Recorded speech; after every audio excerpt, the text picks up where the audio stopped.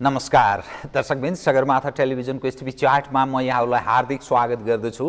जीवराम भण्डारी आज यहाँहरू सामुन्ने उपस्थित हुनुहुन्छ। विष्णु भट्टराई उहाँ वरिष्ठ अधिवक्ता हुनुहुन्छ। उहाँसँग आज म समग्रमा रेशम चौधरी प्रकरणदेखि संविधानवाद हुँदै नेपालको पछिल्लो राष्ट्रिय राजनीतिक घटनाक्रम, कतिपय विश्लेषणात्मक, कतिपय सूचनामूलक कुराकानी गर्नेछु। सर्वप्रथम म उहाँलाई स्वागत गर्छु। स्वागत छ यहाँलाई। म अब सिधै विषयमा प्रवेश गरेँ है। कहाँबाट भने जनजिज्ञासा एउटा घटना, यो नेपालको यो एकपछि अर्को अनेकौं त्यो जिज्ञासाहरू छन्। 2072 साल भदौ 7 गते टिकापुरमा एउटा दुःखद घटना घट्यो, जसमा घटाइयो एक नाबालक सहित 7 प्रहरीको हत्या भयो। त्यसका मुख्य अभियुक्त मानिएका रेशम चौधरीले हिजो हिरासतबाट ल्याइयो र उहाँलाई शपथ दिलाइयो संसदमा। अब यो विषय उपर हुन त विचाराधीन छ। त्यस्तो व्यक्ति जसलाई शपथ खुवाउनु हुन्छ कि हुँदैन, विचाराधीन रहेको, अदालतमा विचाराधीन रहेको विषय छ। यो विषय एकदम ज्वलन्त रूपमा समग्रमा चाहिँ त्यो जिज्ञासाको रूपमा रह्यो। यो विषयलाई कसरी हेरिनुपर्ने, एकातर्फ जननिर्वाचित, दोस्रोतर्फ विचाराधीन मुद्दाका एउटा अभियुक्तलाई किन त्यसो गरियो भन्ने विषय आयो। कसरी हेर्नुपर्ने यसलाई? धन्यवाद। सबभन्दा पहिलो कुरा त हाम्रो प्रतिनिधि सभाको निर्वाचन भएको वर्ष दिन लगभग भयो, किनभने हामीले 2074 मङ्सिर 21 मा निर्वाचन गरेका थियौँ र त्यतिखेरको निर्वाचनबाट निर्वाचित हुनुभएको रेशम चौधरी, अब पहिलो कुरा त संसद सदस्यको शपथ ग्रहण नगरिकन संसद सदस्य हुनुभयो हुनु भएन, वैधानिक संवैधानिक कुरा आफ्नो ठाउँमा होलान्। तर वर्ष दिन पछाडि आएर स्थितिमा कुनै परिवर्तन नभइकन वर्ष दिन पछाडि आएर शपथ ग्रहण किन भयो? प्रश्न यहाँ छ। यस कारणले गर्दाखेरि यदि अभियोग लागेको व्यक्तिले संसद सदस्यको शपथ ग्रहण गर्न पाउने हो भने यो शपथ ग्रहण वर्ष दिन अगाडि हुनु पर्थ्यो, निर्वाचित हुने बित्तिकै होइन। अभियोग लागेको मान्छे चाहिँ त्यसले अभियोगबाट सफाई नपाउन्जेल ऊ चाहिँ निरपराध वैध संसद सदस्य हो भन्ने कुरा नहुन्जेल यदि स्थगन गरेको हो भनेदेखि अदालतबाट निर्दोष प्रमाणित नहुन्जेल चाहिँ उहाँलाई शपथ ग्रहण गराउनु हुँदैन थियो। त्यसकारण राजनीतिको संसदमा अब अल्पमत बहुमत कुनै दलले समर्थन गर्ला विमर्थन गर्ला भन्ने कुराको हिसाबले तपाईहरुले यो कुरा गर्नुभयो भने यो संविधान र कानुनमाथिको खेलबाड एक। र अर्को कुरा, हाम्रो संविधानको धारा 103 ले विशेषाधिकारको व्यवस्था गरेको छ। त्यो विशेषाधिकारको व्यवस्थामा के छ भनेदेखि संसद चलिराखेको बेलामा कुनै पनि संसद सदस्यलाई गिरफ्तार गर्ने, कारबाही गर्ने आदि इत्यादि गर्न सकिने छैन भन्दै, तर फौजदारी अभियोग लागेको हो भनेदेखि उसलाई गिरफ्तार गर्न सकिन्छ, कारबाही चलाउन सकिन्छ भनेपछि तपाई वैधानिक सदस्य हुनुहुन्छ, हिजो शपथ ग्रहण गर्नुभयो, आज पार्लियामेन्ट गइराख्नु भएको छ, तर अब तपाईलाई बीचमा फौजदारी अभियोग लाग्यो भनेदेखि त्यतिखेर तपाईलाई गिरफ्तार गरेर थुन्नुपर्छ। ए बाबा, तपाईं जब हिजो संसद सदस्य भएर काम गरिराख्नु भएको मान्छे फौजदारी अभियोग लाग्यो भनेर तपाईलाई थुनेर कारबाही गर्न सकिन्छ। जसलाई हिजै थुनेर कारबाही गरिसकिएको छ, होइन अहिले जेलबाट ल्याएर शपथ ग्रहण गराउनुपर्छ भन्ने संविधानको धारा 103 को विशेषाधिकारको उल्लङ्घन हो यो। यसकारणले गर्दाखेरि अहिले यो जुन रेशम चौधरीजीलाई यो शपथ ग्रहण गराउने काम गरिएको छ, यो संविधानको धारा 103 को प्रष्ट उल्लङ्घन हो एक।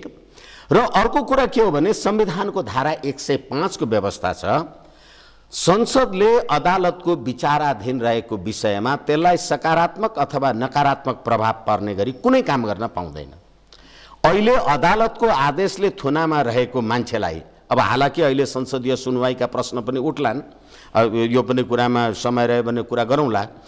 अहिले अदालतको विचाराधीन रहेको विषयलाई सकारात्मक अथवा नकारात्मक प्रभाव पर्ने गरी कुनै काम कारबाही गर्न पाइने छैन भनेर संविधानको धारा 105 ले बहसमा बन्देज लगाएको छ भने रेशम चौधरीजीलाई जेलबाट ल्याएर आएर तपाईँले शपथ ग्रहण गराउनु भयो भने अदालतमा चलेको मुद्दाको प्रभाव पर्छ कि पर्दैन?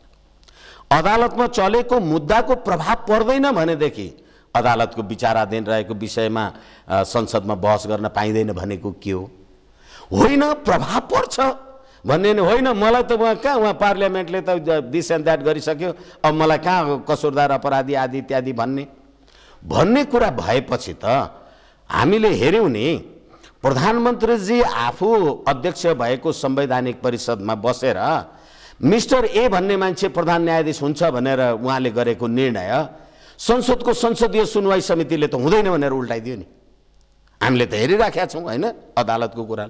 त्यसकारणले गर्दा यसले चाहिँ संविधानको धारा 105 बमोजिम नेपालको अदालतमा विचाराधीन रहेको विषयलाई समेत र जुन अघि एक बालिका सहित प्रहरी कर्मचारीहरू मारिए भनिएको छ, आखिर यो बालिका सहित प्रहरी कर्मचारीहरू किन मारिए?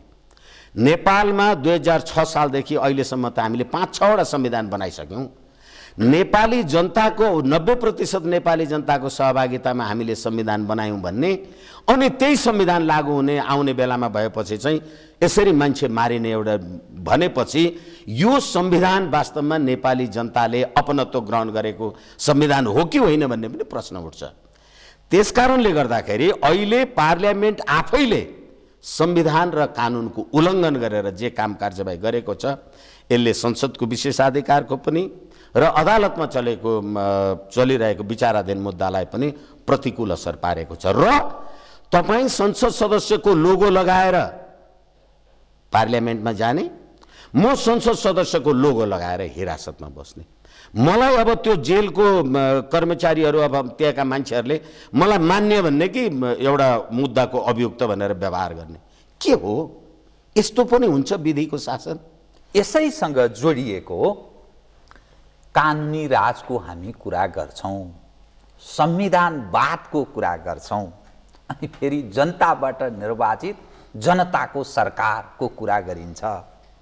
अब यस सँगसँगै यो के भयो हाम्रो संविधान कानुनी राजको प्रश्न एक यससँगै जोडिएको छ प्रहरी, जसले शान्ति सुरक्षा कायम गर्नुपर्ने महत्त्वपूर्ण आन्तरिक गृह सुरक्षामा महत्त्वपूर्ण जिम्मेवारी प्रहरीको हुन्छ। त्यसको मनोबल र राजपाटसँग सम्बन्धित विषयलाई यसरी कसरी जोडेर हेर्नुपर्छ, यो प्रसङ्गसँगै जोडिएर आएको विषय। अब जहाँसम्म हामीले कुरा गऱ्यौँ भाषाको मात्रै फरक हो, विधिको शासनको कुरा गर्दाखेरि नि विधि भनेको के हो, कानुन भनेको के हो भनेदेखि नेपाली जनताले आफ्नो, हामीले संविधानमा लेखेका छौँ अथवा यो संविधानमा लेखिएको छ, नेपाली जनताको राजकीय सत्ता र नेपाली जनताको सम्प्रभु सत्ता। हामी सम्प्रभु सत्ता सम्पन्न नेपाली जनता भनेर हामीले भनेका छौँ। नेपाली जनताको सम्प्रभु सत्तालाई प्रयोग गरेर बनेको यो संविधानले यो संविधानको पालन र संरक्षण गर्नको लागि सरकार बन्या हो। तपाईले कसैलाई मत दिनुभयो भने यो संविधान अन्तर्गत रहेर नेपाली जनताको सर्वोत्तम हित र सम्प्रभुताको रक्षाको प्रतिनिधि हो। तपाईले मनपरी गर्नको लागि तपाईले 5 वर्षको म्यान्डेट पाएको होइन। र कहिलेकाहीँ मैले त भन्ने गर्छु, जनादेश, मतादेश, धनादेश। जनादेश भनेको अब भनौँ न हामी 3 करोड नेपाली जनताको प्रतिनिधि सभा प्रतिनिधिमूलक संस्था भनेको अहिले पार्लियामेन्टमा निर्वाचित भएर आएका अथवा नेपाली जनताले मतदान गरेको त जम्मा 1 करोड झन्नै 1 करोड सदर मत 1 करोड मत खसेको मात्रै 92 लाख चान्चुन हो मत खसेको। त 92 लाख जनताको पनि 2/3 चाहिँ हामीले यो प्रयोग गरेका छौँ त्यसो जनताको प्रतिनिधित्व गरेको छौँ भन्ने हो भने तपाईँले जनादेश प्रतिनिधित्व गर्नु भएको छैन, तपाईँ मतादेश प्रयोग गर्दै गर्नुहुन्छ। र मतादेश कसरी आएको छ? धनादेश, धन बल आदि इत्यादि टिकापुर घटना होइन भनेदेखि त्यो एउटा नाबालक र अरू मारिएका ती प्रहरी कर्मचारीहरूको के अपराध थियो, के कसुर थियो? एकछिनलाई मान्नुहोस्, तपाईँले प्रदेशको नाम राख्दा अथवा थरुवट आदि इत्यादि जे भन्नुभयो होला, भन्नु भएन होला। र हामीले त हेरेका छौँ प्रहरी कर्मचारीलाई एउटा दङ्गाको सिलसिलामा त्यो चोट लागेको मान्छेलाई यो हामीले मेलठ घटना लगायतका कुरालाई हेर्ने हो भने त एम्बुलेन्सभित्र राखिएको घाइते प्रहरीलाई झिकेर पनि मारिएको छ।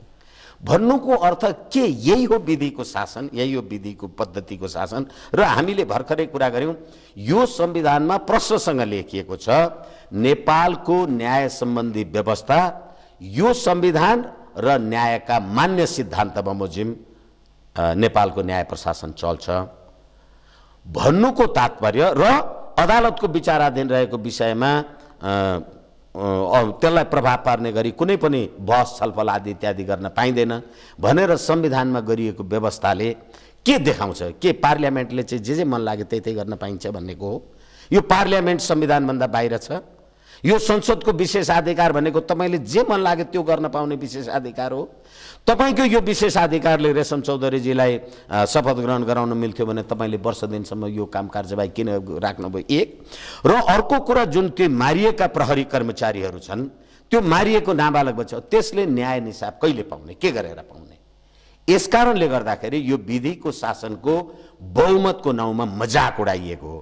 किनभनेदेखि अहिलेको जुन संसदीय सुनवाईको व्यवस्था छ, संसदीय सुनवाईको व्यवस्था संसदीय सुनवाईमा पास नभइकन सर्वोच्चमा जज हुन नपाइने, अनि सर्वोच्चमा जज भएपछि पार्लियामेन्टको चुनावमा कुन राजनीतिक दलले चुनाव जितेको छ, मेरो भोलि चाहिँ प्रधान न्यायाधीश हुँदा, मेला भोलि न्यायाधीश हुँदा संसदीय सुनवाई चल्छ कि चल्दैन, पाउँछु कि पाउँदिन भनेर हेर्नु पर्यो। र अर्को कुरा, म तपाईँ मार्फत जिम्मेवारीका साथ आम नेपाली जनतालाई भन्न चाहन्छु, कृपया अहिले तत्कालीन प्रधान न्यायाधीश सुशीला कार्कीजीको समयमा 80 जना न्यायाधीशहरू, उच्च अदालतका न्यायाधीशहरूलाई चाहिँ उहाँहरूले राजनीतिक भागभण्डाका आधारमा नियुक्त गर्नुभयो। र त्यसको बारेमा अहिले पनि सर्वोच्च अदालतमा मुद्दा चाहिँ विचाराधीन छ। भनेदेखि म न्यायाधीश भनेर मलाई सिफारिस गरियो, म अहिले उच्च अदालतको न्यायाधीश छु, म नै गल्ती हुँ भनेर मेरो विरुद्धमा सर्वोच्च अदालतमा रिट परिराखेको छ, अनि म वकिलको न्यायको कोषको ककसको बहस सुनेर म फैसला गरिराखेको छु, अनि मैले फैसला गरेर मान्छे जेलमा चाहिँ गइराखेको छ, अनि म चाहिँ न्यायाधीश हुन योग्य छुइनँ भनेर सर्वोच्च अदालतमा विचाराधीन भइराखेको छ। यस्तो पनि हुन्छ विधिको शासन? यस्तो पनि हुन्छ न्यायपालिका?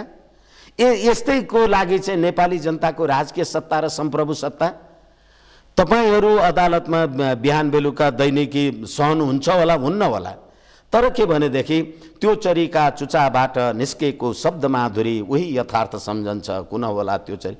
नेपाली जनताले न्याय कसरी पाउने? न्यायालयको स्वतन्त्रता, न्यायालयको गरिमा कसरी बाँकी रह्यो? जब तपाईँ चाहिँ अदालतले अपराधी भनेर भन्छन् अनि तपाईँले आएर शपथ ग्रहण गराउनुहुन्छ, तपाईँ न्यायाधीश राजनीतिक भागभण्डाका आधारमा नियुक्त गर्नुहुन्छ, सुप्रिम कोर्टमा रिट राख्नुहुन्छ, म चाहिँ उच्च अदालतको न्यायाधीश हुँ भनेर, होइन फल्ना अपराधी हो, फल्ना ज्यान मारा हो, फल्ना बात मारा हो भनेर भनिराखेका हुन्छु, म आफै चाहिँ को ठेगा नै छ। कहाँ जाने नेपाली जनता भन्नको लागि? ठट्टा भयो हो कि राज्य व्यवस्थै ठट्टा भयो। अब म यहाँको यसैसँग जोडिएको विषय रेशम चौधरी सहित माथि के अभियोग लगाइएको रहेछ भने कर्तव्य ज्यान, डाका, चोरी तथा ज्यान मार्ने उद्योग सम्बन्धी अभियोग उहाँलाई त्यसरी लगाइएको रहेछ। अब त्यो अदालतले, जो जिल्ला अदालत छ, जिल्ला अदालतमा त्यो विचाराधीन छ, छुट दिएको छैन। कानुनको नौसिङ भनेर भन्छ नि, नौसिङ हुँदो रहेछ। सरकार यो दृष्टिकोण राख्छ, उनी अहिले पनि हिरासतमा छन्। अब सवाल के रह्यो भने त्यो अदालतलाई प्रभाव पार्ने एउटा पार्ट भयो, दोस्रो पार्ट जो नेपाली जनता जसलाई सार्वभौम भनेर भनिएको छ नि, सार्वभौम सत्ता सम्पन्न नेपाली जनता भनेर भनिन्छ, लेखिएको छ। अब अब गुहार चाहिँ कहाँ माग्ने? सरकार त्यसो गर्छ, न्यायालयको यो अभिगत छ। यहाँले अब झन्नै झन्नै आशय सेटिङको जस्तो कुरा आयो नि त न्याय क्षेत्रमा। प्रधान न्यायाधीशले म हिजो कि अस्ति सुन्दै थिएँ, म सरकारलाई सहयोग गर्छु भनेर उहाँको मुखबाटै मैले उहाँले बोलेको कुरा म यहाँ अलिक क्लियर स्पष्ट पार्न चाहन्छु। प्रधान न्यायाधीश त्यसो भन्नुहुन्छ, अर्थात् उहाँलाई काहीँ न काहीँ त्यो ब्याकअप माइन्डमा के रह्यो भने यदि सरकारलाई मैले यति भनिनँ भने भोलि म माथि जो तरवार झुन्डिएको छ त्यो कुनै पनि बेला मेरो गर्दनमाथि झर्न सक्छ भन्ने आशयसहित ढाडस दिनुभएको होला, आश्वासन दिनुभएको होला। बडा समस्यामा पो पसियो त। नेपाली जनता त बडा अप्ठ्यारो अवस्थामा पछि भनिन्छ लोकतन्त्र, भनिन्छ के तन्त्र, यो स्थिति देख्यो, के गर्ने?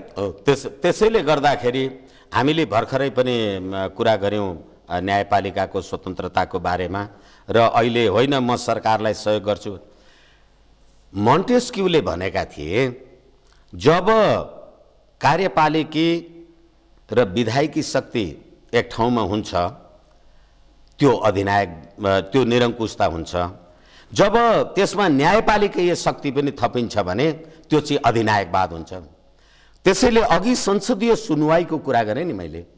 तपाईले संसदीय सुनवाई अन्तर्गत त तपाईले न्यायपालिकाको स्वतन्त्रता भनेको त independency of judiciary under the executive हो। किनभने 2/3 बहुमत भएपछि पार्लियामेन्ट सरकारको अन्तर्गत भयो, अनि त्यही पार्लियामेन्टले तपाईलाई राखेपछि अब न्यायपालिकाको स्वतन्त्रताको कुरा कहाँ आयो? एक।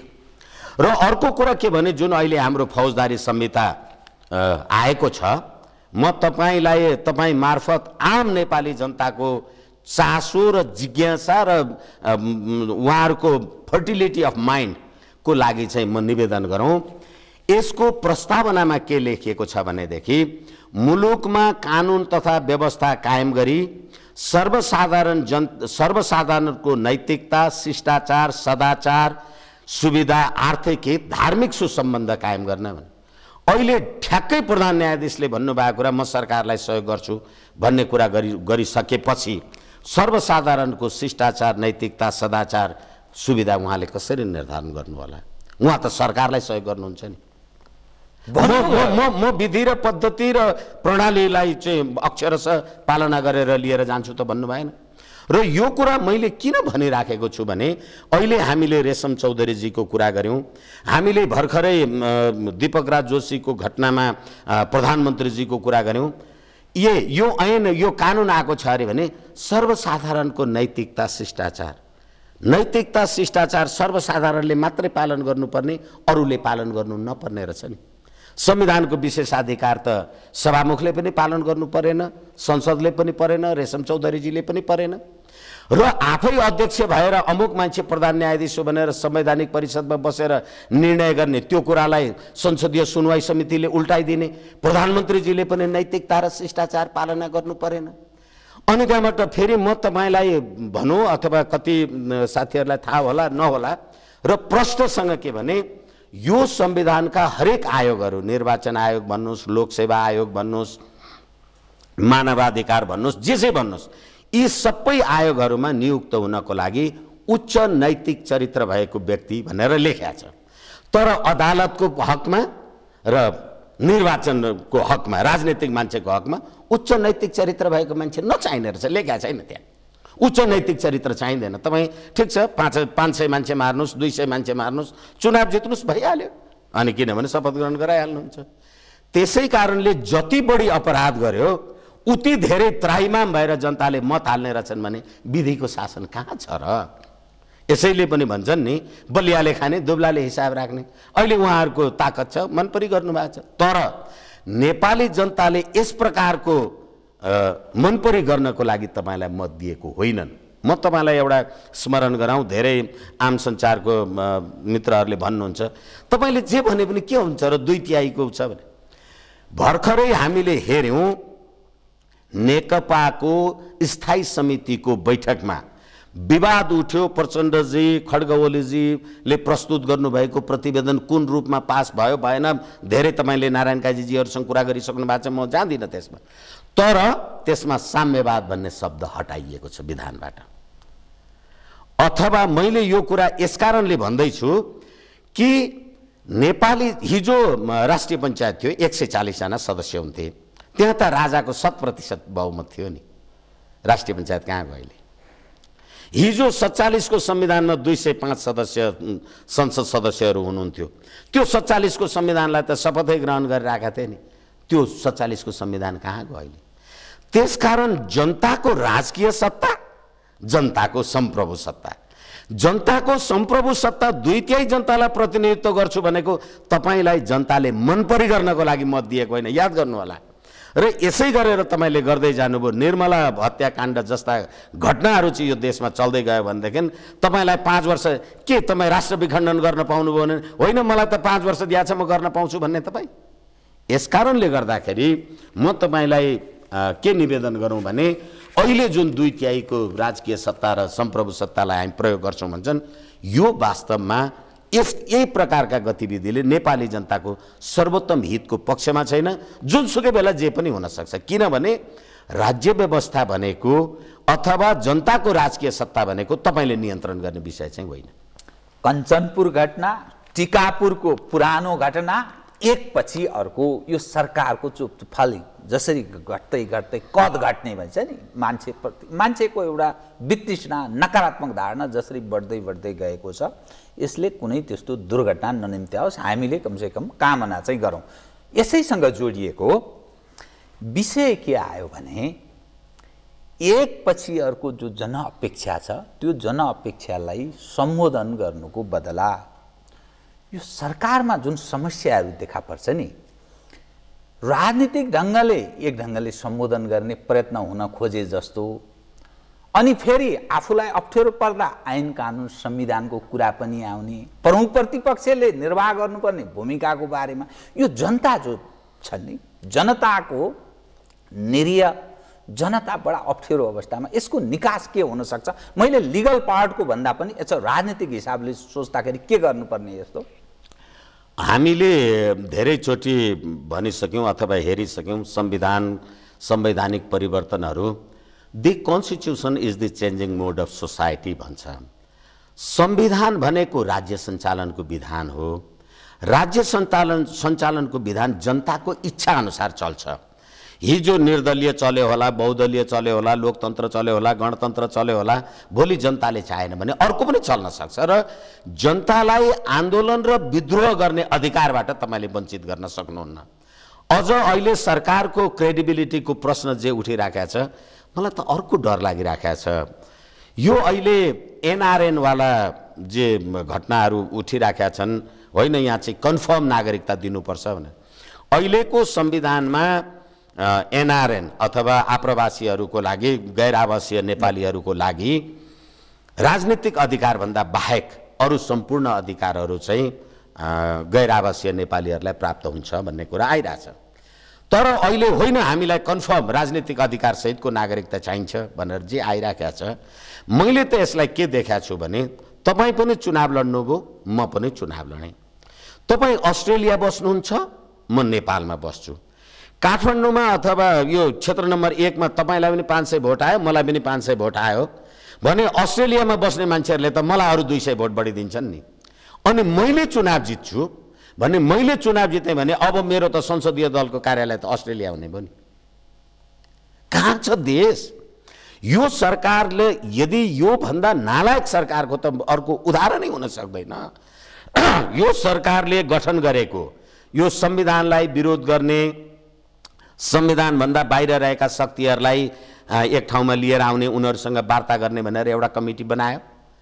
त्यो कमिटीले रिपोर्ट दिँदै गर्दा के भन्यो भनेदेखि, होइन तराईमा रहेको सीके राउत जस्ता त यिनीहरू त राष्ट्र विखण्डनकारी हुन्, यिनीहरूसँग हामी वार्ता गरेनौँ भनेर उसले रिपोर्ट दियो।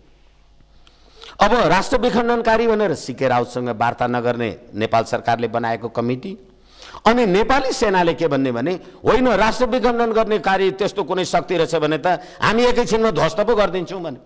अब सीके राउतवाला प्रसङ्ग के भयो त? सेनाले भनेको कुरा ठिक भयो कि सरकारले भनेको कुरा ठिक भयो? अझै अर्को कुरा, 62-63 को आन्दोलनमा पृथ्वीनारायण शाहको शालिगलाई लातले हानेर यो आन्दोलनको सफल भयो। त्यसको नेतृत्व गर्ने साम्यवादी शक्ति नै थियो, कम्युनिस्ट पार्टी नै थियो। त्यो एमाले होला, माले होला, जेसुकै होला, माओवादी होला। तर त्यो पृथ्वीनारायण शाहको शालिगमा लातले हानेर त्यो शालिग ढालेको 10 वर्ष 12 वर्ष पुग्दा पुग्दा नेपाली जनताको 2/3 बहुमत पाए भनेर अहिले सरकार बनेको छ। यो सरकार बनेको तेस्रो अथवा चौथो महिना पुग्दा अस्ति साउन 24 गते नेपाली सेनाको मुख्यालयमा पृथ्वीनारायण शाहको शालिग चाहिँ अनावरण भयो। त्यो पृथ्वीनारायण शाहको शालिगलाई लातले हानेको कुरा राष्ट्रघात थियो कि यो पृथ्वीनारायण शाहको शालिग राखेको कुरा राष्ट्रघात हो? सरकार छ यो देशमा, यहाँ राज्य छ, यो नेपाली जनताको राजकीय सत्ता र सम्प्रभु सत्ता। तपाईँ राष्ट्र निर्माताप्रति पनि गर्व गर्न नसक्ने, तपाईँ होली वाइन खाएर बस्ने, सन् 2012 मै मरिसकेको म्युङ सेनको श्रीमती हक्जा हानको लोग्ने मरिसकेको, अनि त्यो शुक्र किट मिसिएको 12 वर्ष यहाँ काठमाडौँमा आएर खाने, कहाँ छ देश? यस कारणले तर पनि फेरि पनि यति धेरै निराशावादी कुरा राख्नुभन्दा पनि नेपाली जनताको राजकीय सत्ता र नेपाली जनताको सम्प्रभु सत्ता, यदि जनताको उभार, जनताको आन्दोलन, जनताको आक्रोश भयो भनेदेखि जनता निश्चित समयसम्म सहन्छ होला। नभएदेखि हेर्नुहोस्, तपाईँ खोला तर्नुभयो 25 रुपियाँ कर, तपाईँ मर्नुभयो 1000 रुपियाँ कर, मृत्यु दर्ता त गर्नु पर्यो सम्पूर्ण रूपले। अब हालाकि अब यो दुनिया विद्रोहका लागि अपिल गरिरहेछ। त यहाँले भन्नुभएको विषय बडा गम्भीर विषय, यसकारण कि हिजो या अस्ति मात्रै यो सरकारले सार्वजनिक विदाको केही प्रस्तावहरू ल्याएको छ। त्यसमा पृथ्वीनारायण शाहलाई त दुत्कार छ भन्ने कुरा त्यो एउटा ज्वलन्त प्रमाण हो। किनभने अनेकौं जाति जनजातिहरू के नामको त्यो सार्वजनिक विदा दिने भनेर प्रस्ताव भएको छ। त्यो पृथ्वी जयन्ती तथा राष्ट्रिय एकता दिवस भनेर जो विगतमा मनाइन्थ्यो त्यसको कुनै प्रस्ताव भएको छैन। त्यसकारण यो घृणा जनाउँछ। एकताको सन्दर्भमा यसको दृष्टिकोण घृणास्पद छ, अर्थात् यो नकारात्मक छ। पृथ्वीनारायण शाहको अगुवाई भएको नेपाल एकीकरण उप यो सकारात्मक छैन भन्ने अर्थ लाग्छ। यससँगै म जोडेर यहाँलाई जो पछिल्लो समयको यो जो ठुलो लोकतन्त्र प्रजातन्त्र भनेर लोकतन्त्र भन्छन्, सभामुख भन्नुहुन्छ रेशम चौधरीलाई शपथ मैले खुवाउन, प्रधानमन्त्रीले भन्नुभयो मैले खुवाउनै पर्यो नि भन्नुभयो। नेपाल कम्युनिस्ट पार्टी नेकपा भित्र, फेरि म रेशम चौधरीकै प्रकरणमा त्यसपछि म पोलिटिक्समा जान्छु। नेपाल कम्युनिस्ट पार्टी नेकपा भित्र पार्टीमा छलफलै भएन। ओलीजी प्रचण्डजी र कृष्णबहादुर महराजी छलफल गर्नुभयो, त्यसपछि गरिदिनु भएछ, यसले चाहिँ हामीलाई जानकारी नै भएन भने नेपाल कम्युनिस्ट पार्टी नेकपा भित्र जो शक्ति पृथकीकरणको सिद्धान्तको जुन कुरा गर्छौँ, सभामुखको एक खाले प्रेडिकेटिभ राइटको कुरा हुन्छ, किनभने शक्ति पृथकीकरणको सिद्धान्त अनुसार कार्यपालिकाको एक खाले होला, अनि फेरि न्यायाधीश प्रधान न्यायाधीशको कुरा सहयोग गर्ने कुरा आयो। यो के भयो यो शक्ति पृथकीकरणको, र यो कतातर्फ डोरिँदैछ नेपालको यो राजकाज राजनीति, यो समग्र विषय शक्ति पृथकीकरण सिद्धियो। आदरणीय जीवराम पत्रकार महोदय, शक्ति पृथकीकरण हाम्रो निमित्त सिद्धियो। किनभने कृष्णबहादुर महराजी भन्नुहोस्, प्रचण्डजी भन्नुहोस्, खड्ग ओलीजी भन्नुहोस्, एउटै ओथराका 3वटा चल्ला, यताबाट निस्क्या उही नेकपा माओवादीका मान्छे। र फेरि मैले त पब्लिकली भन्ने गरेको छु, हिजो श्री 3 को सरकार भन्थ्यौँ हामी, एउटा राणा प्रधानमन्त्री हुन्थ्यो। श्री 5 को सरकार भन्थ्यौँ, एउटा मान्छे राजा हुन्थ्यो। अहिले साँच्चै श्री 3 को सरकार हेर्नुहोस् त, स्थानीय सरकार, प्रदेश सरकार, सङ्घीय सरकार, ती कतिवटा सरकार, 761 वटा सरकार। ती सबैको काम के हो भनेदेखि तपाईसँग कर उसल्ने, तपाईलाई ढाड भाँच्ने, कुनै निर्माण विकास उन्नति केही पनि गर्नु परेन। अनि होइन मलाई त प्रधानमन्त्रीजीले भन्नुभयो, ए बाबा तपाईँ प्रधानमन्त्रीजीकै ताबेदार हुनुहुन्छ, त्यसैले निर्मला प्रकरणमा, हत्या प्रकरणमा, हुन त अब धेरैचोटि कति दोहोऱ्याइरहँ, तपाईँहरू त धेरै व्यक्तित्वहरूसँग कुरा गर्नुहुन्छ, यो देशको गृहमन्त्रीले औपचारिक रूपमा संसदमा गएर भन्नुभयो पुँजीवादी व्यवस्थाले गर्दा निर्मलाको हत्या भयो। अनि अहिले कृष्णबहादुर महराजी त्यो व्यवस्थाभन्दा बाहिर हुनुहुन्छ, प्रचण्डजी चाहिँ बाहिर हुनुहुन्छ, खड्ग ओलीजी चाहिँ बाहिर हुनुहुन्छ। होइन, साँच्चै लोकतन्त्रका कुरा तपाईँहरूले गर्नुभएको हो भनेदेखि ती घनश्याम भुसाल अथवा अहिले हाम्रो भीम रावल लगायतका जो साथीभाइहरू त्यही पार्टीभित्र जे कुरा भनिराख्नु भएको छ, के अरू सबैले त्यो साम्यवाद पढेका छैनन्, थाहा भएको छैन? होइन भनेदेखि त चीनमा धेरैचोटि अहिले सी जिनपिङको लागि धेरै ठुल्ठुला कुराहरू उहाँहरूले गर्नुहुन्छ। सार्वजनिक रूपमा आएको छ सी जिनपिङले 10 लाख भ्रष्टाचारीहरूमाथि कारबाही गर्नु र चीनको तत्कालीन रेल मन्त्री लिउ झिजुन भन्ने मान्छे 4 करोड युएन भ्रष्टाचार गरे बापत मृत्युदण्ड सहनुभयो। तपाईँ सी जिनपिङको कुरा गरेर, सिल्क रोडको कुरा गरेर, वन बेल्ट एन्ड रोडको कुरा गरेर तपाईँ नेपालमा शासन गर्नुहुन्छ भने यदि चीनको जस्तो भ्रष्टाचारीलाई मृत्युदण्ड दिने हो भने त्यो कहाँबाट सुरु हुन्छ होला? व्हाइट बडीबाट सुरु हुन्छ कि अथवा यी जति प्रकारका छन् अहिलेका राजनीतिक दलका मान्छेहरूको सम्पत्ति विवरणको कुरालाई लिएर हेर्नुहुन्छ कि पिए नराखिकन खुरुखुरु पैसा खाने भ्रष्टाचारीहरूको कुरालाई लिएर हेर्नुहुन्छ कि त्यही 2/3 दम्ब पाल्न लाज लाग्दैन? सरकार मन्त्रीजी लाज लाग्दैन?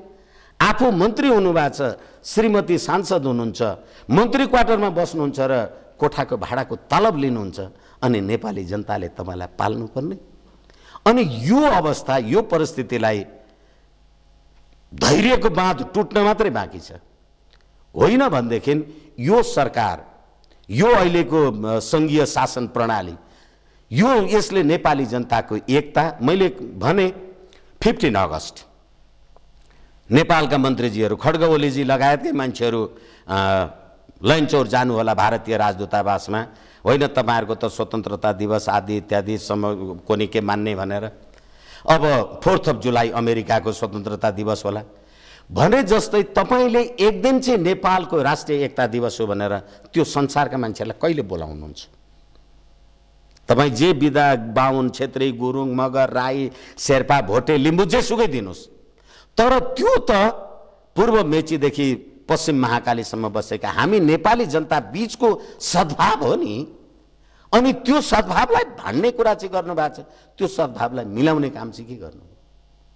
यसै कारणले गर्दाखेरि चाहिँ यो अहिलेको सरकारले नेपाली जनताको राष्ट्रिय एकता, अखण्डतालाई निरन्तरता दिने कुरा पनि गरिराखेका छैन। एक भने अर्को कुरा आफ्नै पार्टीको विधानबाट साम्यवाद भन्ने शब्द हटाइएको छ। यो न नर न नारी, के को कम्युनिस्ट पार्टी हो? दोहोरो मापदण्ड, डबल स्ट्यान्डर्ड भन्दा पनि कहीँ न कहीँको, चाहे न यताको त्यो ब्रह्मचेलानीवाला कुरा चाहिँ यो तपाईसँग अरू व्यक्तित्वहरूले कुरा गर्नुभएको मैले हेरेको थिएँ। नेपालमा 250 वर्षको राज संस्था चाहिँ कायम रहँदासम्म र भारतीयहरूले अब सन् 50 को सन्धि लगायतका अब फेरि इपिजी बैठकवाला लामो कुराहरू होलान्, ती सबै कुराहरू गर्दाखेरि चाहिँ नेपालमा कहिले पनि सर्वहाराको अधिनायकवादको पक्षधरहरूको शासन सत्ता चलेन।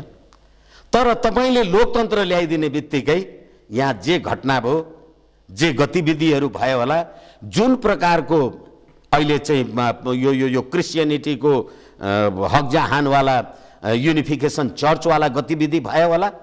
ए बाबा, नेपालमा चर्च त एजम्सन चर्चमा बम पड्किएको कुरा 62-63 को आन्दोलनमा त्यो बम पड्किँदाखेरि अभियुक्त बनाएका मान्छेहरूको मुद्दा हेर्ने मध्येको वकिल मध्येको एउटा वकिल म पनि हुँ।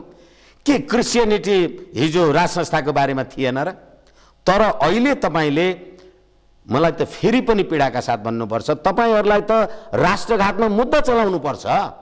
नेपाली नोटमा लेख्नुभयो तपाईँले Lumbini the birth place of lord Buddha भनेर। तपाईँले एउटा विधवा दक्षिण कोरियाको केटी मान्छे, स्वास्नी मान्छेलाई लिएर आएर संसारकी माता, यो शान्तिकी प्रतीक भनेर तपाईँले होली वाइन खानु भएको होइन? लुम्बिनीमा जन्मेका गौतम बुद्धमाथि तपाईँले कत्रो अपराध गर्नुभयो। तपाईँ राष्ट्रवादी हो कि तपाईँ राष्ट्रघाती हो? यो सन्देश नेपाली जनताको मनमा दुख्छ कि दुख्दैन? हाम्रो देशको, हाम्रो राष्ट्रियताको प्रतीक होइन गौतम बुद्ध? कहाँ गयो त त्यो शान्तिको प्रतीक? अनि तपाईँ शुक्र किट खाएर, हामीले गाईको गहुँत खाएर पवित्र हुन भन्दा तपाईँ नमान्ने, एउटा विदेशीले ल्याएको शुक्र किट होली वाइन खाएर तपाईँ पवित्र हुने र भन्ने बेलामा कम्युनिस्ट हुने। यो नेपाली जनताको विवेक कुन दिन फुट्छ त्यतिखेर थाम्न सकिँदैन। तपाईँको दृष्टिकोण अब तपाईँसँग जति कुरा गरौँ त्यति यसकारण कि किन इन्ट्रेस्टिङ एकपछि अर्को त्यो जिज्ञासालाई तपाईँ सम्बोधन गर्ने प्रयत्न गर्दै हुन्छ र जनताको तर्फबाट उठेका भोइस तपाईँ रेज गरिरहनु भएको छ। के हुन सक्छ किनभने फेरि पनि दम्भ त छ नि, जनमत मलाई मत प्राप्त भएको छ यिनीहरूले च्यालेन्ज गर्ने कि त देशमा कम्युनिस्ट छन्, कम्युनिस्टलाई मान्छेले मत दिएको छ कि अपोजिसन भन्छ नि त्यो काङ्ग्रेस छ, अरू त मान्छे देखिँदैन, भएका मानिस यिनै छन्, सबै यिनकै पक्षमा मत जाहेर जो क्रियाशीलता दर्शिएको छ त उनकै पक्षमा देखिएको छ। तपाईले जुन कुरा भनिरहनु भएको छ त्यो कुरा उनीहरू मान्न तयार छैन। फेरि राजनीतिमा त तागतले आर्जिने कुरा आउँछ नि, के त यसलाई कसरी हो? त्यसैले के भनेदेखि तपाईले एकछिनलाई मान्नुहोस्, मैले त यो युनिफिकेसन चर्चवाला यो गतिविधि भएपछि भन्ने गरेको छु, नेपालमा मैले बुझेको कुरा, नेपाल गरिबहरूको बस्ती हो, गरिबहरू बस्छन् र गरिब भनेको कम्युनिस्ट भनेको गरिब हुन्छ भन्ने अर्थमा 94% ओमकार परिवारका नेपाली बस्छन् भनेपछि 94% मध्ये त मलाई लाग्छ 80-84% त गरिब होलान्। तर नेपालमा रहेका गरिबहरू, ती ओमकार परिवारका 94% गरिबहरू, तिनीहरू चाहिँ हिन्दू राष्ट्र हिन्दूवादी थिए। तर अहिले उनीहरूले जसलाई भोट दिए, यी त गरिबका नेता पो हुन् भनेर, माओवादी पो हुन्, मार्क्सवादी पो हुन्, लेनिनवादी पो हुन् भने यिनीहरू त क्रिस्चियनका मालिकहरू, क्रिस्चियनका सेवक पो रहेछन्, माधव नेपाल लगायतका भने पब्लिकले अहिले थाहा पाए नि। हिजो तपाईँले भोट हाल्दा जे कुरा थाहा पाउनु भएको थिएन, अहिले तपाईँले थाहा पाउनुभयो। त्यसकारण अब अहिले नै सरकार ढलिहाल्ने अथवा सरकार गइहाल्ने भन्दाखेरि पनि हामीले हेर्नु पर्यो, अथवा यो राज्य सत्तामा सरकारमा बसेका मान्छेहरूले हेरुन् संसारमा कत्रा कत्रा तानाशाहहरू। अब यो भन्छ नि त्यो करोडपति मान्छे बाटोमा हिँडिराखे, गाडी चलाइराखेर छ, एउटा भिख मङ्गा पनि त्यो बाटोमा हिँडेर, साला मेरो करोडको गाडी हिँड्ने बाटोमा यो लौरो टेकेर एउटा भिख मङ्गा हिँडिराखेको छ भन्थ्यो अरे के। अहिले उहाँहरूलाई त्यही दम्भ भइराखेको छ। आखिर त्यही लौरो टेक्नेले तिमीलाई दिएको मत हो नि, भोलिदेखि त्यो मत चाहिँ तलमाथि हुने बित्तिकै तिमी कहाँ पुग्छौ? एक र अर्को कुरा के हो भने तपाईको देशको धर्म, राष्ट्र, राष्ट्रियता, राष्ट्रिय अखण्डता त केही पनि रहेन नि। तपाईले एक सन्दर्भमा एउटा तथ्याङ्क सुनाए, तपाईले यो धर्मको बारेमा कुरा गर्नुभयो, ओमकार परिवारको कुरा गर्नुभयो। पछिल्लो समयमा के तथ्याङ्क सार्वजनिक भएको छ भने नेपालमा 12,500 प्लस चर्चहरू बनिसकेका छन् नेपालभरिमा। संसारमा सबभन्दा क्रिस्चियनिटीको बढोत्तरी भएको देशको रूपमा विगतमा 10% लगभग चीनमा बढोत्तरी भएको त, जब उसले चाहिँ यसरी दबाइदियो तत्पश्चात त्यो सबभन्दा एक नम्बरमा कम्बोडियातर्फ केन्द्रित भएको थियो भनेर भनिन्थ्यो। अहिले चीनमा सामसुङ छ, कम्बोडिया एक नम्बरमा छैन। नेपाल मात्रै यस्तो एउटा देश जहाँ तपाईँले हिन्दू हिन्दू भनेर भनिरहनु भएको छ, ओमकार परिवार भन्नुभएको छ, 10% को दरले नेपालमा क्रिस्चियनिटीको त्यो बढोत्तरीमा छ प्रतिशतको हिसाबले, र संसारको क्रिस्चियनहरूको बढ्ने देशको रूपमा एक नम्बरमा नेपाल छ। अब कहाँ रह्यो तपाईँले जो ओमकार परिवारको जुन दाबी गरिरहनु भएको छ? यो घटनाले त्यस्तो देखाउँदैन। होइन, ठ्याक्कै मैले भनेको कुरा स्थापित भयो। तपाईको प्रश्नबाट मैले भनेको कुरा कसरी स्थापित भयो भनेदेखि यो जो धर्म परिवर्तन भयो होला अथवा परिवर्तित भयो होला, त्यो किन भयो होला, त्यो कुराको बारेमा विचार गरौँ न। अहिले राज्य कोषबाट तपाईले करोडौं रुपियाँ खर्च गरेर युनिफिकेसन चर्चको कुरा गर्नुभयो, अनि त्यहाँबाट $1,00,000 को चाहिँ कुनै के त्यो पदक सदक लिएर शान्ति, सुव्यवस्था र सुशासनको तकमा हेर्नुभयो। भोट मैले दिएँ तपाईलाई, अनि सुशासनको तकमा चाहिँ तपाईलाई अर्को ककलले दियो थाहा छैन। यसकारणले गर्दाखेरि पैसामा, जहाँ पैसाले सब कुरा पाउन सकिन्छ भने, अब हिजो तपाईँ पैसा नपाएर गरिब हुनुहुन्थ्यो, अब पैसा पायो भने त क्रिस्चियन भयो भने त धनी हुँदो रहेछ। यसकारणले यो धर्मभन्दा पनि यो सम्पत्तिको बलमा नेपालीहरू, अब हामी यो बम्बईको बेस्याकोठी लगायतका कुराहरू छन्, अब धेरै नजाउँ।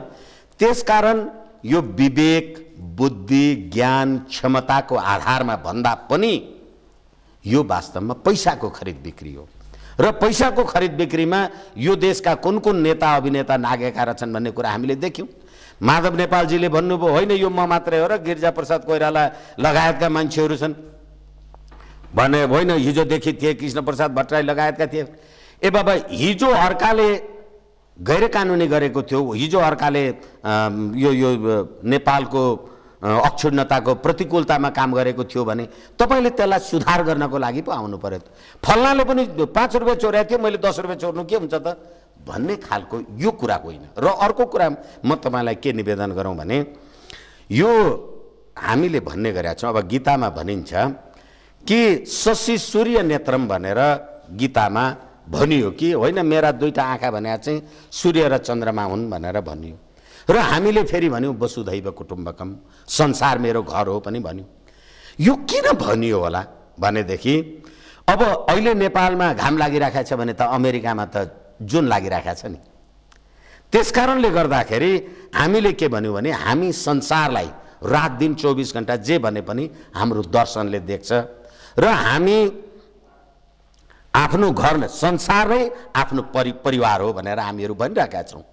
यसकारणले गर्दाखेरि सम्पत्तिको हिसाबमा बिकेको अहिलेको जे जनमत होला त्यो भोलि अर्को सम्पत्ति आयो भने फेरि अर्कोतिर बिक्छ। तर के हो भने आफ्नो राष्ट्रियता, धर्म, संस्कृति, सभ्यता, अब डलरमा पनि लेखेको छ नि इन गड वी ट्रस्ट। संसारमा धर्मनिरपेक्षवाला कुरा गरेका छन्। ए बाबा, अमेरिकाको प्रेसिडेन्ट भएको मान्छेले प्रेसिडेन्सियल चर्चमा गएर पहिले प्रणाम नमस्कार दर्शन नगरिकन काम कारबाही गर्दैन। भन्नुको अर्थ तपाईँ धर्मनिरपेक्ष हुनुभयो कि अझ धर्मभिरू हुनुभयो? एक त धर्मनिरपेक्षलाई तपाईँले धर्मभिरू बनाउनु भयो र अर्को कुरा के गर्नु, बनाउनु त बनाउनु भयो तर आफ्नो स्वामित्वलाई पनि समाप्त गर्दै हुनुहुन्छ। त्यसकारण तपाईँले खनेको खाल्डोमा तपाईँ नडुबेर अर्को को डुब्छ त? तर देर सबेर जनताले यो कुराबाट आफूलाई सचेत राख्छन्, सचेत हुनेछन् र यो धर्म परिवर्तनको माहौल यसले जसरी चाहिँ हाम्रो राष्ट्र, राष्ट्रियता, राष्ट्रिय एकता, राष्ट्रिय पहिचान गर्दा गर्दै अघि मैले लुम्बिनी गौतम बुद्धको कुरालाई पनि यहाँ समक्ष निवेदन गरेँ। त्यो कुरामा होइन पैसाले त शक्ति, स्वतन्त्र, पैसाले त शान्ति, निर्माण, ज्ञान प्राप्त नहुने रहेछ भन्ने ज्ञान पाएपछि परिवर्तन भएको, फेरि परिवर्तन हुन्छ। म अब कार्यक्रमको अन्त्यतिर आएँ कि 2वटा प्लेन वाइड बडी खरिद प्रकरणमा झन्नै 4 अर्ब 4.5 अर्बको भ्रष्टाचारको कुरो संसदको उपसमितिले ठोकेर लेखेर दियो। नेपाल कम्युनिस्ट पार्टी नेकपाका नेताहरू के भन्न थाले भने त्यसरी लेखेर बदनाम हुने गरेर लेखेर दिँदा ती हाम्रा सांसदहरू के हेरेर बसेका थिए यो विषय भन्छ। भ्रष्टाचार नियन्त्रण कुरा गरिन्छ, फेरि देशमा छ लोकतन्त्र भनेर भनिन्छ। यो समग्र घटना हेर्दा नि, चाहे त्यो घटना भन्नुहोस्, निर्मला पन्तको भन्नुहोस्, चाहे वाइड बडी खरिद प्रकरण भन्नुहोस् या अरू व्यभिचारपूर्ण यो शक्ति पृथकीकरणको सिद्धान्तलाई उल्लङ्घन गरिएको विषय भन्नुहोस्, देखिँदाखेरि फेरि बहुमतको सरकार छ, संविधान निर्माण भएको, संविधान सभाबाट संविधान जारी भएको हुनाले योभन्दा त सबभन्दा राम्रो विकल्प अर्को छैन भनेर भनिन्छ। अब जनताले गुहार माग्नुपर्ने, रुनुपर्ने, कसलाई गर भन्नुपर्ने, कहाँ जाने, यो बडा विविध विषय यसरी उठेर आउँछ कि राजनीतिक स्थिरता र विकल्प, यो 3वटा विषय एकदम छोटकरीमा भ्रष्टाचार एकातर्फ, विकल्प के र यससँगै जोडिएको राजनीतिक स्थिरता र हाम्रो मुलुकको भविष्य के, एकदमै छोटो। मैले अघि चीनका सी जिनपिङको कुरा गरेँ, उहाँले 10 लाख भ्रष्टाचारीहरूलाई कार्यवाही गर्नुभयो। अब त्यो जस्तै कार्यवाही गर्ने हो भने अहिले ककलले के चेतावनी दिएको छ। चीनमा जस्तो भ्रष्टाचारीलाई मृत्युदण्डको सजाय दिने हो भने आर्यघाटमा लास राख्ने ठाउँ पाइँदैन, योभन्दा बढीमा जाँदैन। र अर्को कुरा, जनता रुने होइन, जनताको राजकीय सत्ता र जनताको सम्प्रभु सत्ता भनेर हामीले धेरैचोटि कुरा गरेका छौँ। जनता तिम्रो दास होइन, हिजो तिमीलाई भोट दिएको थियो त्यसकारण तिमीले भनेको मान्नुपर्छ भन्ने होइन। जनताले आफ्नो निर्णय आफै गर्नको लागि आफ्नो राजकीय सत्ता र सम्प्रभु सत्तालाई अब देखाउने बेला हो। र अझै अर्को कुरा, तपाईँले शक्ति पृथकीकरणको सिद्धान्त जे भन्नुहुन्छ, हिजो तपाईँले जे संविधान बनाउनु भयो संसदीय सुनवाई समितिको कुरालाई लिएर र मैले अघि भने तत्कालीन प्रधान न्यायाधीश सुशीला कार्कीजीको पालामा जुन भागबण्डाको आधारमा न्यायाधीश नियुक्ति गर्ने, तपाईँ काङ्ग्रेसका 10 जना राख्ने, एमालेका 15 जना राख्ने, माओवादीका 20 जना राख्ने, अरू पार्टीका चाहिँ मान्छेहरूको मुद्दा परेर छ भने जनताले न्याय पाउने कि नपाउने? त्यसकारण जनता निरीह होइन, जनतालाई सडकमा आउन तपाईँले जे बाध्य गर्दै हुनुहुन्छ त्यतिखेर तपाईँले अहिले जुन बुरी हाल देख्नु भएको छ, तपाईँले निकोलाई चाउचेस्को जस्तो चाहिँ नियति भोग्नुपर्छ। त्यसकारणले यो नठान्नु होला कि म सबै सुरक्षित छु। हिजो तपाईँले जसका विरुद्ध आन्दोलन गर्नुभयो र जे गर्नुभयो आज तपाईँले देख्नुभयो होला नि देशभरि त्यो संवैधानिक राज संस्थाको बारेमा के को जनउभार आइरहेको छ। तपाईँ जाँदा त 10 वटा सुरक्षा निकाय चाहिन्छ। त्यसकारणले गर्दा हिजो तपाईँ जसरी आन्दोलन गर्नुभयो त्यसरी अर्कालाई पनि आन्दोलन गर्ने अधिकार छ र नठान्नु होला राज्य बपौती हो भनेर। यो पृथ्वीनारायण शाहले आर्जन गरेको नेपाल, हाम्रो अखण्ड नेपाल, त्यो नेपाली जनताको ताकत साहसको बलमा फेरि पनि अगाडि बढ्छ। तरङ्ग त आइरहन्छन् नि, तरङ्ग आएन भने मृत भयो, होइन तरङ्ग आयो भने अस्थिरता भयो। होइन, तपाईँले गर्दा चाहिँ तरङ्ग आउने, मैले गर्दा चाहिँ अस्थिरता हुने। त्यसकारण जनताको शक्तिलाई तपाईँले अहिले जुन दुरुपयोग गर्नुभएको छ, दुर्दिनको लागि तयार हुनुहोस्। यथास्थितिमा रहँदैन, विकल्प जरुरी छ, आउँछ नै, आउनु पर्छ। नियति नै त्यही हो। हस्, कार्यक्रममा आइदिनुभयो, धन्यवाद छ यहाँलाई। मलाई मेरो कुरा राख्नलाई समय दिनुभयो, बहुत बहुत धन्यवाद। आदरणीय दर्शकवृन्द, उहाँ हुनुहुन्थ्यो विष्णु भट्टराई, वरिष्ठ अधिवक्ता, पछिल्लो देखिएको नेपालको राजनीतिक तस्बिर पर विश्लेषणात्मक कुराकानी गर्दै। म लगायत मेरो सम्पूर्ण युनिटलाई कार्यक्रमबाट बिदा दिनुहोस्, तर सगरमाथा टेलिभिजन हेर्दै रहनुहोला। नमस्कार।